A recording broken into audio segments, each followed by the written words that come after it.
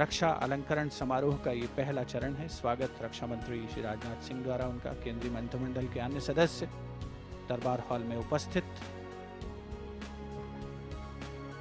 It's a day of great pride for the officers and their families who have gathered here.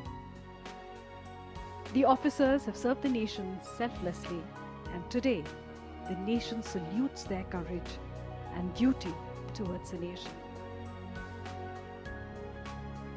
माननीय प्रधानमंत्री श्री नरेंद्र मोदी, रक्षा मंत्री Shri Rajnath Singh Darbar hall में मौजूद हैं।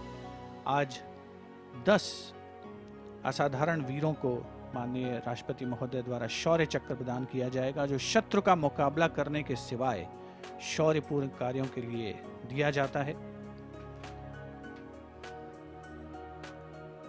साहस, बलिदान, असाधारण वीरता, कर्तव्यपरायणता, सेवा, अभूतपूर्व साहसिक कार्रवाई, देश के लिए मर मिटने का जज्बा, यही है भारतीय वीरों की पहचान, भारतीय सेना की पहचान।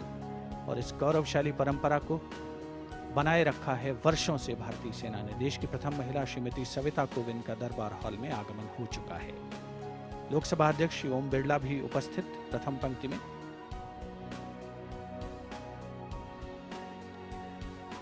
Of the various recipients of honors today is Shri Harshpal Singh, who is the Deputy Commandant of the CRPF. He too will receive the Kirti Chakra for his raw grit and moral courage, risking his own life to secure his troops as well as the local populace. This is also a day when the PVSM and AVSM honors are also granted.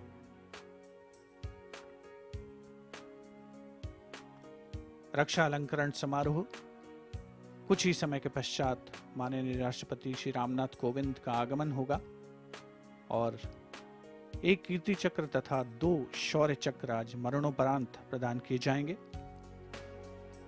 10 शौर्य चक्र कुछ कुल मिलाकर, उनके अलावा 14 परम विशिष्ट सेवा medal, 2 उत्तम युद्ध सेवा मेडल प्रदान किए जाएंगे। दरबार हॉल में माननीय राष्ट्रपति श्री रामनाथ कोविंद का आगमन हो रहा है।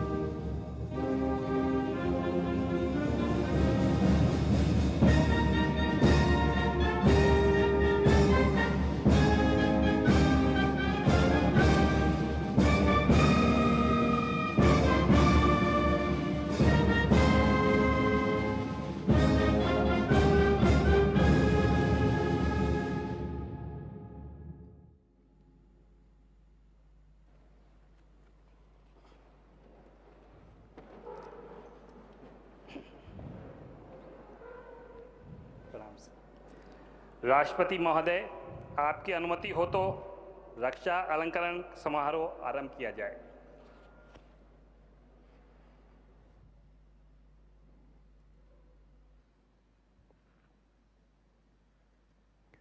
शत्रु का मुकाबला करने के सिवाय असाधारण वीरता के लिए Kirti Chakra, sapper Prakash Jadhav, the corps of engineers, 1st battalion, the Rashtriya rifles, मरणोपरांत 27 नवंबर 2018 को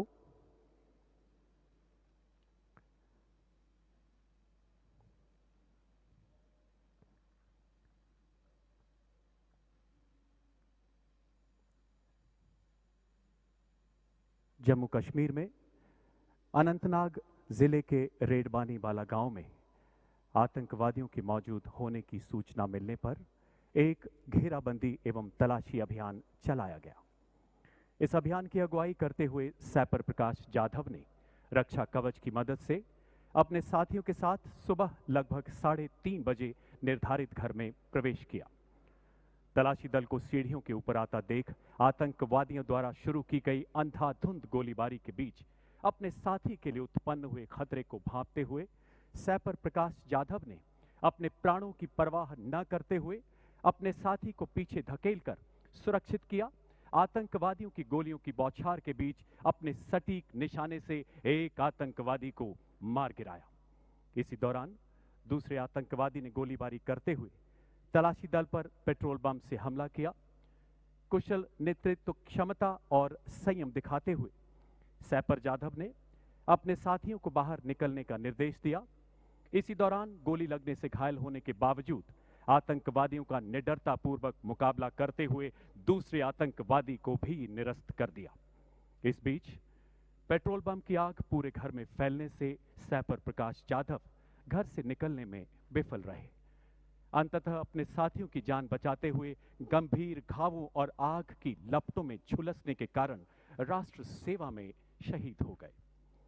सैपर प्रकाश जाधव ने अदम्य साहस, अनुकरणीय कर्तव्य परायणता तथा असाधारण सेवा भाव का परिचय देते हुए भारतीय सेना की उच्चतम परंपराओं के अनुरूप अपना सर्वोच्च बलिदान दिया।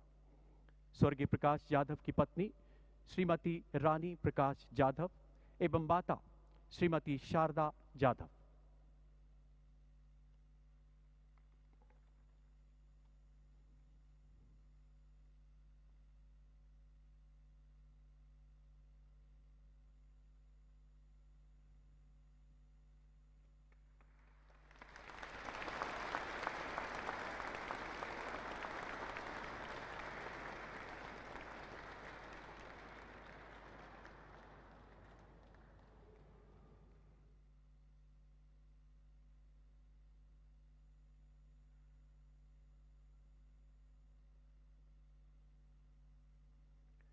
शत्रु का मुकाबला करने के सिवाय शौर्यपूर्ण कार्यों के लिए Shaurya Chakra major Vibhuti Shankar Dhoundiyal, corps of electronics and mechanical engineers, 55th battalion, the Rashtriya rifles.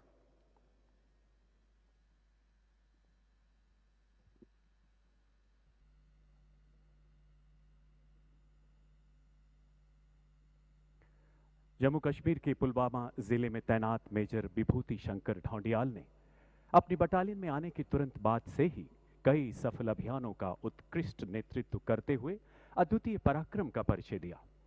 14 फरवरी 2019 को पुलवामा के सीआरपीएफ काफिले पर हुए आईईडी हमले के लिए जिम्मेदार आतंकवादी समूह की गांव पिंगलाना, जिला पुलवामा में मौजूदगी की सूचना मिलने पर 18 फरवरी 2019 को चलाए गए अभियान का मेजर विभूति शंकर ढोंडियाल ने नेतृत्व किया। खोजबीन के दौरान आतंकवादियों द्वारा की गई अंधाधुंध गोलीबारी में घायल होने के बावजूद इस जांबाज अधिकारी ने अपने रणकौशल से आतंकवादियों की गोलीबारी का मुंह तोड़ जवाब दिया। अपने प्राणों की परवाह न करते हुए वो छुपे हुए आतंकवादियों की गोलियों की बौछारों के बीच रेंगते हुए उनके नजदीक पहुंचे।